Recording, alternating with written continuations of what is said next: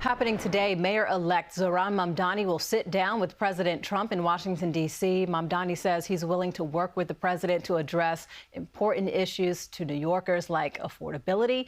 But after weeks of trading jabs, can the two find common ground? Let's try to answer that question. Joining me now, J.C. Polanco, professor at the University of Mount Vincent and political analyst. Welcome. Thank you so much for being with us this morning. Thank you, Ziza. Good to be with you. So, JC, what are some of the hot button issues that we can expect the two to discuss at this meeting? Well, listen, this is a very consequential meeting, right? We've been waiting for this opportunity. New York City took a big leap of faith with Mayor-elect Mamdani. He's an assembly member representing about 125,000 people.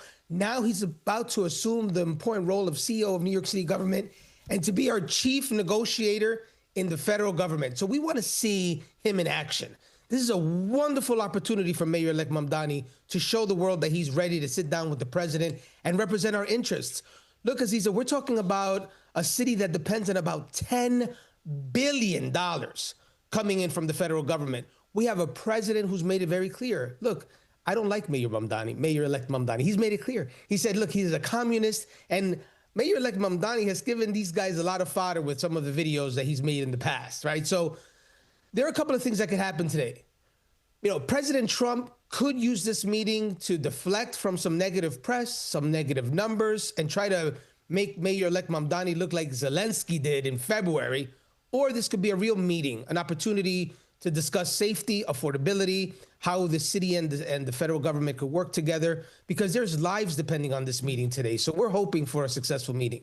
So with all that's at stake, do you think Mamdani and Trump can actually put their differences aside? And why is it important for them to actually get along?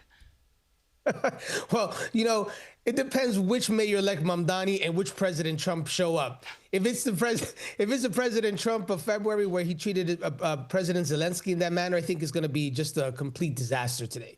But if it's the President Trump that wants to work, that wants to see who this new guy is, we may have a good meeting. It's important for Mayor-elect Mamdani to stay agile because he doesn't know who's coming.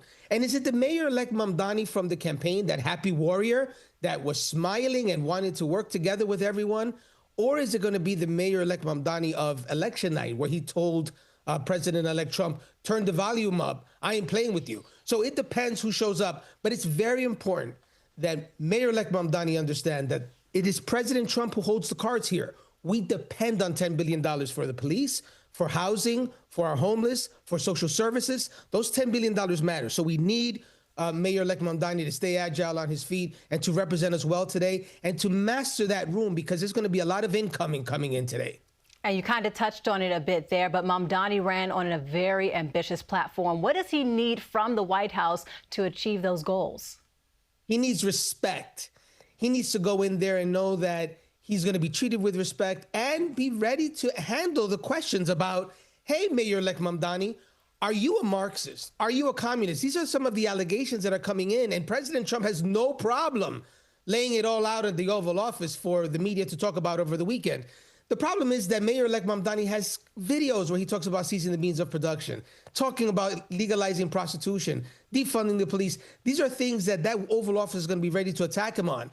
So it is critical for Mayor-elect Mamdani to recognize that he's going to come and to strike a tone of respect, and that he's moderated on a lot of these positions, and that he's really willing to work with the White House. And he's going to do everything possible to represent us today in a fashion where he recognizes that the $10 billion that we need for social services is much more important than the tweets, than the talking points that he's rehearsing this morning in front of that mirror. Now, something that really shook up New York City was when President Trump had previously threatened to withhold federal funding from New York City. Now, if he makes good on that promise, what could this mean for NYC? That would be a disaster. About 10% of our money is coming in from the federal government, and we need each one of those dollars for our schools, for our roads, for social services. We need all of that money to keep our city going. And it really becomes an issue of life and death. So the mayor-elect has to understand that this is much bigger than his rallies. This is much bigger than his TikTok videos and his celebration speech that night after the election. He has to go in there and strike a tone with the most powerful man on earth, which is the president of the United States, and recognize that a lot of the plans that he wants, as you mentioned, Aziza, an ambitious plan for free buses, et cetera, depend heavily on federal funding. So make sure you go in there and make your case as to why you're not a Marxist, why there's nothing to fear about changing the fundamental systems of New York City, and that you just happen to be a progressive that got elected and you're willing to work with the president of the United States to keep ICE out, to keep the National Guard out, and to keep the money coming in.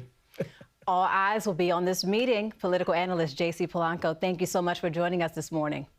Thank you, Aziza. Have a great day. And our Jessica Moore is in Washington, D.C. to cover the high-stakes meeting. She'll have live reports today beginning at noon.